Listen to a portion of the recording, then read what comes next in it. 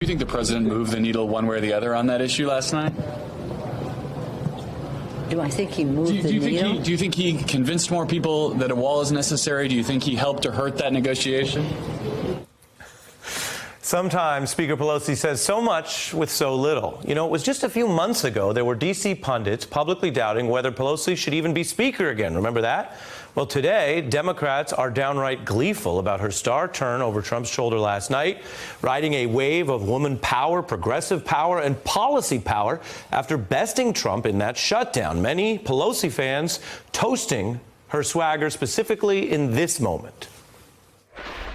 We must reject the politics of revenge, resistance, and retribution, and embrace the boundless potential of cooperation, compromise, and the common good.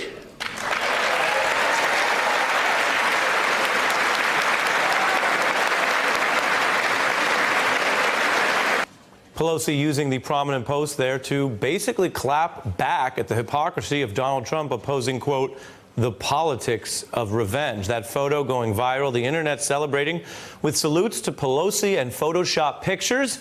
I'll show you a couple, some imagining her at the scene of a meeting with Trump and Kim Jong-un, or Pelosi popping up at Trump's garish display of burgers back at the White House.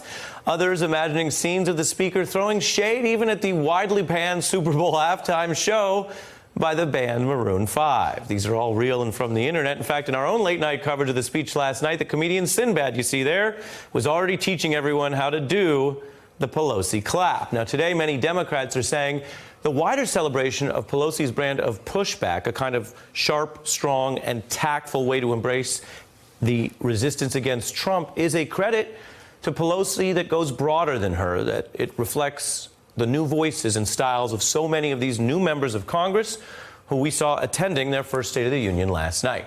Michelle Goldberg is back with me as promised, and I'm joined by Daniela Gibbs-Leger from the Center for American Progress, who also served in the Obama administration. Welcome to you both. Thanks for having me. Daniela, you're in Washington.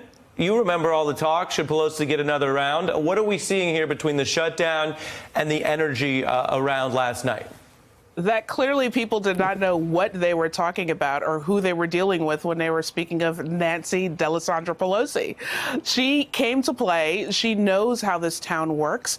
And, you know, it was on display last night, you know, even just a little glance, you know, a smile, the hand clap seen around the world, you know, just little gesture. She knows actually convey a message to everybody who's watching. She's masterful at this game. And Michelle, this is not one of those things that's just on the internet. I think for viewers who are watching and didn't maybe see all those Photoshop pictures, right, younger people tend to find them and share them. But it goes offline, right? The idea that this individual who was a pathbreaker, one of the earliest, most prominent women in the Congress, is in a way, pardon the phrase, cool. Well, right. And she's also, I mean, she's echoed then by all of these women in white, all these congresswomen in white in the audience. And I think that one of the things that I think people most appreciate about Pelosi is that she telegraphs with her face, with her bearing, that she is not afraid of Trump, right? She holds him in contempt. She's not intimidated by him. And Trump has really lost his ability to scare people, right? I mean, everybody at this point knows that he's extremely unpopular, which really reduces his ability to demagogue on things from the wall to late-term abortion, right? He tries, but nobody who wasn't with him to start is persuaded by anything that he says.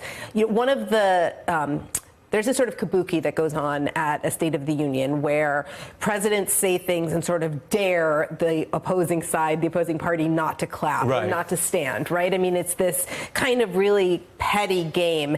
And people just don't really feel like they have to play along with Trump because there's just no political price to be paid for opposing him on almost anything. Well, you say that, and that goes to the language that he tried to use in the clapback, but in other parts of the speech, Daniela, he was trying to say, oh, everyone's watching tonight, not just people who are more informed about politics, and I'm going to show them a much nicer, more open version of Trump than the way he's governed, than the way children on the border have been caged, than the way people, not just in the Democratic Party, but the late John McCain and others have been treated by him.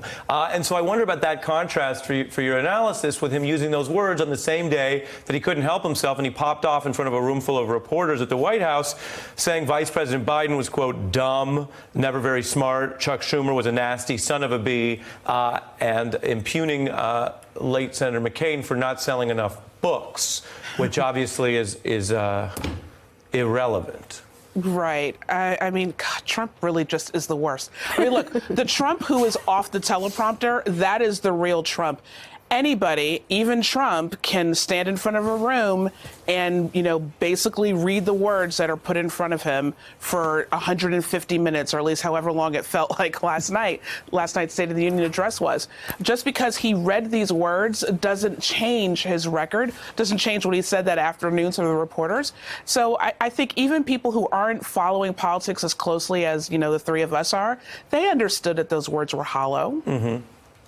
Speak for yourself. I'm not following it that closely. Just between 6 and 7 Eastern, no other time. Michelle, I want to broaden to the idea that you can discuss policy through the State of the Union.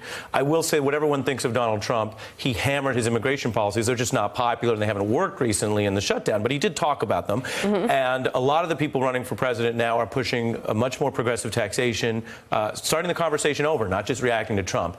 And I want to play for you how this is playing on Fox News, because we found this to be fascinating.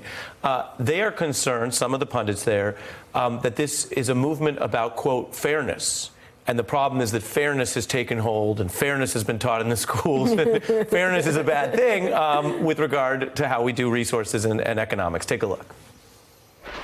And there is what seems to be a movement against capitalism in this country. The American public is increasingly on board with raising taxes on the rich on incomes over $10 million. Those that are in favor of that, 70%, Charles. The idea of fairness has been promoted in our schools for a long time. So that's Fox polling that shows 70% support for that policy, and the criticism that, well, this is coming out of a kind of a propaganda for fairness. Right. Well, you always hear people on the right talking about the kind of pernicious propaganda that our kids are learning in public schools, ideas like fairness. And they are right that in as much as fairness is a value that the American people hold, it's going to pose a threat to their preferred economic policies. Daniela, we're running out of time, but final thought.